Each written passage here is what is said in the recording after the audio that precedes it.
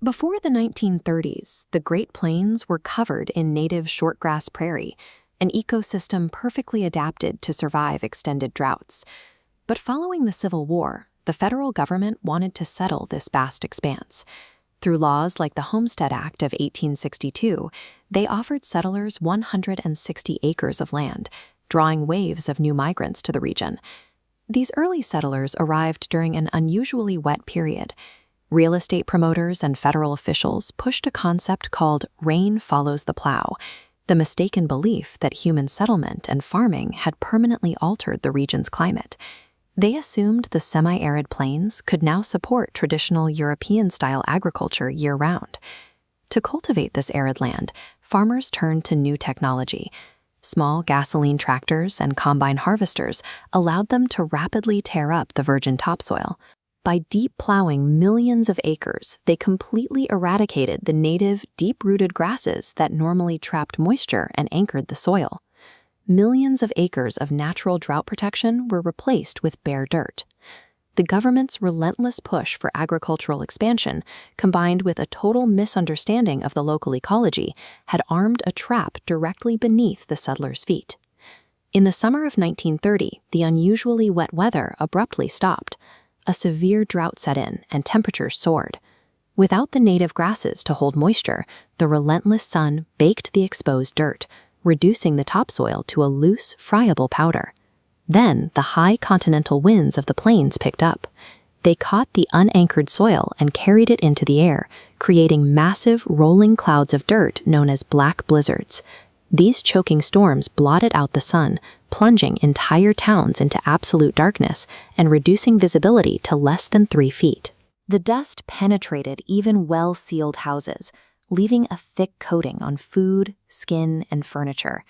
Outside, the sheer volume of blowing sand and dirt buried critical farm machinery, suffocated livestock, and completely wiped out any remaining crops. The agricultural sector cratered. By 1936, the region was losing $25 million every single day.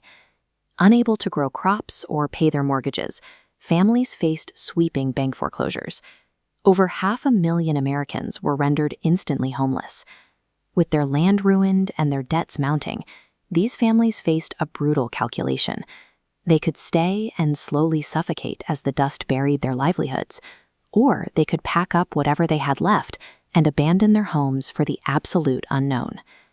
Between 1930 and 1940, roughly 3.5 million people fled the Plain States. Parents packed their children and a few surviving possessions into fragile, overloaded vehicles, often called jalopies, and hit the road in a desperate search for work. The migration west, heavily relying on routes like US 66, was an agonizing process. Families navigated the arid desert highways with virtually empty bank accounts, dealing with constant mechanical breakdowns, starvation, and children suffering from severe respiratory illnesses caused by the airborne dust. To capture the scale of this displacement, federal New Deal agencies hired independent artists and photographers like Dorothea Lange. They systematically documented the crisis, taking detailed field notes and capturing stark images of the migrants to communicate the human cost to the rest of the country. This internal migration functioned as a real-time refugee crisis occurring entirely within America's own borders. A 1939 Bureau of Agricultural Economics survey reveals only 43% of California arrivals were doing farm work previously. Nearly a third were white-collar professionals. As the farm economy collapsed, surrounding businesses failed, forcing these professionals to join the exodus out of necessity. This map illustrates the spatial reality of the exodus. While the journey to California dominates the historical narrative, the vast majority of families actually engaged in short-distance internal migration, moving from the worst-hit counties to neighboring, less affected areas within the Great Plains. For the roughly 86,000 who did cross the border into California in just over a year, the reception was hostile. Regardless of their actual home state, or their education, or their former profession, locals broadly branded them with derogatory labels like Okies or Arkies and subjected them to intense scrutiny at state lines.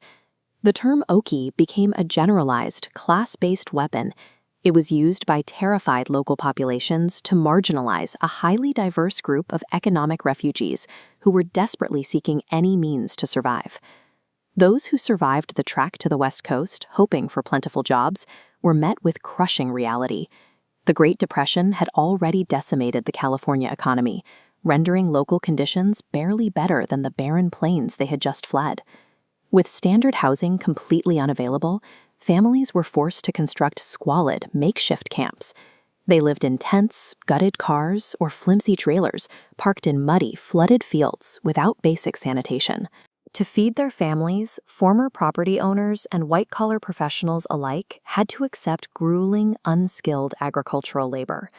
They spent their days hunched over in vast cotton fields or picking fruit for pennies, competing desperately against thousands of others for the exact same scraps of work. Reaching the Pacific Ocean did not provide immediate salvation. It merely traded an ecological disaster of blowing dust for a brutal, deeply prejudiced economic gauntlet. Yet, the demographic data reveals a counterintuitive long-term outcome. Being forced out of the devastated agricultural sector actually created upward social mobility for many of these migrants. As the Great Depression finally ended, many former farmers transitioned into semi-skilled and high-skilled industrial fields. Over the ensuing decades, these displaced workers generally ended up better off financially than the farmers who had stubbornly remained behind in the heavily eroded counties of the Great Plains. The influx of millions of people shifted the cultural and demographic weight of the West Coast.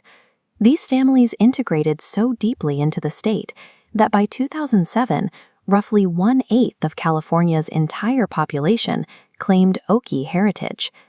This specific blend of tragedy, hard labor, and resilience was permanently etched into American folklore. Displaced Southwesterners brought their traditional music to California, inspiring artists like Woody Guthrie, the Dust Bowl troubadour, who traveled alongside them and immortalized their struggles in his songs. The migration stands as a testament to endurance, showing how a population survived total ecological erasure to rebuild their lives in a hostile new landscape.